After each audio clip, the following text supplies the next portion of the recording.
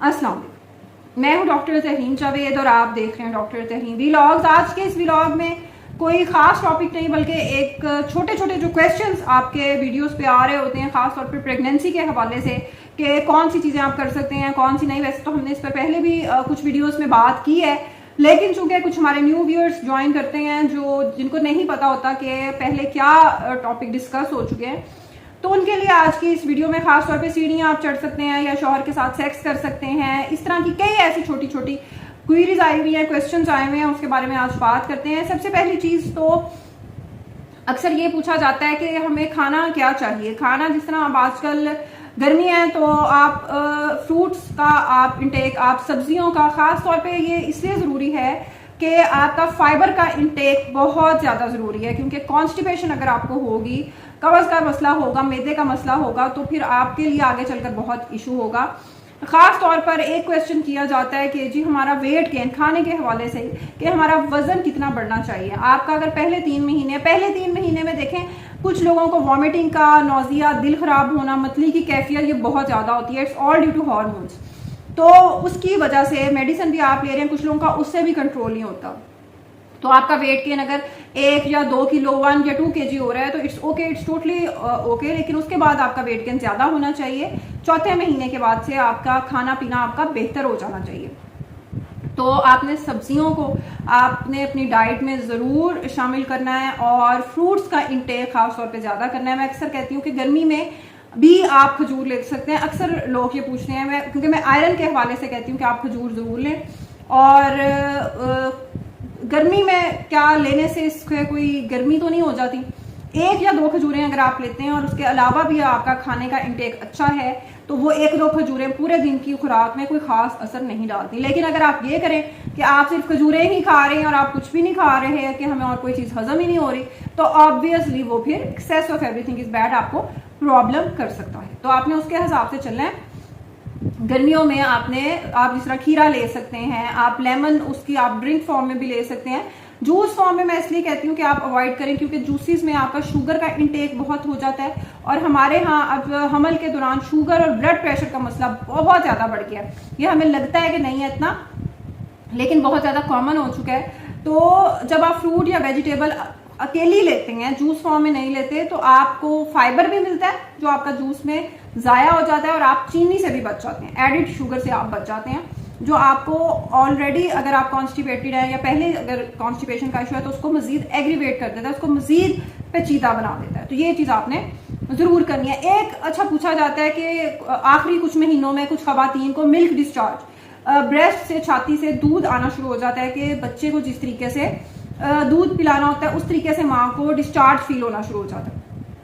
उसमें आपने, कई लोग परेशान होते हैं जी मेडिसिन दे दें ये स्टॉप हो जाए। देखें ये हार्मोनल अफेक्ट है, प्रोलैक्टिन का अफेक्ट है। ये आपकी बॉडी को नेचर वो उसको तैयार कर रही होती है, उसको प्रिपेयर कर रही होती है आगे जो ब्रेस्ट फीडिंग माँ ने करवानी है उसके लिए। तो ये एक टोटली नॉर्मल चीज है और अगर कोई दर्द या कोई और इशू नहीं है तो इसका आपने कुछ भी नहीं करना, ये खुद ही इसने ठीक हो जाना है। और इसका कोई ऐसा नहीं होता, ये जो मिथ है कि अगर पहले दूध आ रहा हो तो बाद में माँ को ब्रेस्ट फीडिंग नहीं होती, ऐसा कुछ नहीं होता। वो बाद में भी प्रॉपरली वो चलता रहता है सिस्टम। अच्छा, फीटल मूवमेंट पे मैंने पिछले कुछ व्लॉग्स में भी बात की है, लेकिन फीटल मूवमेंट चले हम इस पे प्रेगनेंसी के हवाले से बात कर रहे हैं तो ये भी आपको क्लियर कर देती हूँ। आपको चौथे महीने के एंड से, लेकिन ज्यादातर लोगों को 5वें महीने तक परसीव प्रॉपरली शुरू होती है मूवमेंट, के बच्चा प्रॉपरली हरकत कैसे कर रहा है। तो 5वें महीने में ऑलमोस्ट सारे ही पेशेंट को ये फील होना शुरू हो जाता है कि बच्चे की मूवमेंट किस तरीके से हो रही है, उनको पता चल जाता है। दूसरी, अच्छा मैंने वीडियो के शुरू में बात की थी कि सीढ़ियां जी आप चढ़ सकते हैं कि नहीं। चढ़ सकते हैं भाई, सीढ़ियों का इशू नहीं है अनटिल और अनलेस आप सीढ़ियों से गिर नहीं जाते। इसकी क्या साइंस है। सीढ़ियां देखें, एक तो आपका स्टेप हमेशा इतना होना चाहिए कि आपकी टांगों पे, आपकी कमर पर बोझ ना पड़े। आपका ऑलमोस्ट इतना स्टेप होना चाहिए।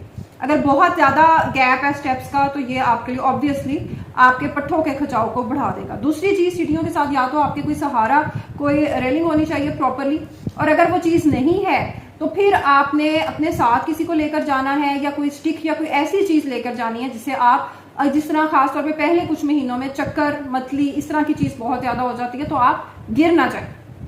ये इस चीज का आपने जरूर ख्याल रखना है और कोशिश करनी है कि जितना भी आपका सीढ़ियों का चक्कर उसके कम से कम हो जाए, वो बहुत अच्छी बात है। अच्छा, फिर एक और चीज है कि जी सेक्स कर सकते हैं कि नहीं। शौहर के साथ मिलना, अगर तो आपकी लीकिंग नहीं हो रही, पानी आपको नहीं पड़ रहा, तो पानी छूट के या आपको थोड़ा थोड़ा डिस्चार्ज नहीं होता रहा, या आपकी प्लेसेंटा, आपकी आउल, उसकी पोजीशन डॉक्टर ने आपको ऐसी नहीं बताई जिसमें कोई खून पड़ने का अंदेशा है, या आपकी पुरानी कोई डिलीवरीज ऐसी नहीं है कि आपके पहले 2-3 सिजेरियन बैक टू बैक हो चुके हैं, ऐसी अगर कोई चीज नहीं है, कोई कॉन्ट्रा इंडिकेशन नहीं है, अपने डॉक्टर से आप मशवरा भी कर सकते हैं, क्योंकि ऑब्वियसली हर पेशेंट की जो ऑब्स की हिस्ट्री है वो फर्क होती है, तो उसके बाद आप जरूर मिल सकते हैं। हाँ, अगर कोई ऐसी कंडीशन है, कोई खून पड़ रहा है, कोई पानी पड़ रहा है, या कोई ऐसा डॉक्टर ने आपको पोजीशन बताई है जिसमें आउल या बच्चे की पोजीशन ऐसी है कि बच्चे को खतरा हो सकता है, तो फिर आपने जरूर अवॉइड करना है। इसके हवाले से भी हमारी कुछ वीडियोस मौजूद हैं। एक बड़ी गलत चीज जो करते हैं पेशेंट कि आखिर में के 7-8 महीने उनके बिल्कुल सही चल रहे होते हैं और आखिर में सुनाकर कैस्टर ऑयल पी के आ जाते हैं। कैस्टर ऑयल क्या करता है? कैस्टर ऑयल आप नॉर्मली कब लेते हैं? कब्ज के लिए कई लोग लेते हैं, आपका स्टूल पास हो जाता है। जब आप प्रेगनेंसी को उसमें दर्दें तेज करने के लिए, आप डिलीवरी, आप लेबर को स्टार्ट करने के लिए लेते हैं, तो बच्चा भी, उसके अंदर भी वही चीजें जानी है जो आप खा पी रहे हैं, तो उसके पास भी कैस्टर ऑयल चला जाता है। जब कैस्टर ऑयल बच्चे के मैदे में चला जाता है तो वो भी मिकोनियम, वो स्टूल पास कर देता है पेट में। अब जब पेट में बच्चे ने पखाना, जो आपने कई दफा डॉक्टर्स को कहते हुए सुना होगा कि हमें ऑपरेशन करना है क्योंकि बच्चे ने पेट में पखाना कर दिया, और वो जाहिर है बहुत उसकी कई पेचीदगियां हैं जो बताना बहुत ज्यादा मुश्किल है, तो बहुत सारी चीजें हो सकती हैं उसकी वजह से फौरी ऑपरेट करना पड़ता है। तो एक नॉर्मल अच्छी भली जो डिलीवरी नॉर्मल की तरफ जा रही होती है, उसको आप जबरदस्ती कैस्टर ऑयल पीकर सिजेरियन की तरफ आप ले जाते हैं और अपनी और बच्चे दोनों की जिंदगी को आप खतरे में डाल देते हैं। तो काइंडली कैस्टर ऑयल ना पिए, उसका कोई फायदा नहीं है। डिलीवरी ने अपने टाइम पे होना है, और जहां आपने 6-7 महीने गुजारे हैं वहां 2 महीने और गुजार लें, लेकिन अपनी और अपने बच्चे की जान को खतरे में ना डालें। अच्छा, सोना किस तरीके से है? सोना कोशिश करें कि आप उल्टी करवट लेके, क्योंकि उससे बच्चे की, आपको पहले भी कुछ वीडियो में बात की है कि ऑक्सीजन की सप्लाई, बच्चे की धड़कन बेहतर हो जाती है। हमारा दिल चूंकि बाएं तरफ ज्यादातर लोगों का होता है, तो उल्टे हाथ जब आप सोते हैं, सीधे जब आप सोते हैं, तो आपकी मैदे की तेजाबियत और कोई ऐसी चीजें हो जाती हैं। उसके लिए कोशिश करें कि सर आपका थोड़ा सा ऊंचा हो, आपका हेड एंड थोड़ा सा एलिवेटेड हो, और क्योंकि फिर वो आपकी एसिडिटी, तेजाबियत शुरू हो जाती है। और बाएं अगर आप करवट उल्टे हाथ लेटते हैं तो बच्चे को ऑक्सीजन की सप्लाई और बाकी उसके मैदे के ऊपर बोझ नहीं पड़ता, आपके ऊपर भी नहीं बोझ पड़ता, तो ये चीज, उसकी तेजाबियत आपकी जो है वो काफी ज्यादा कम हो जाती है।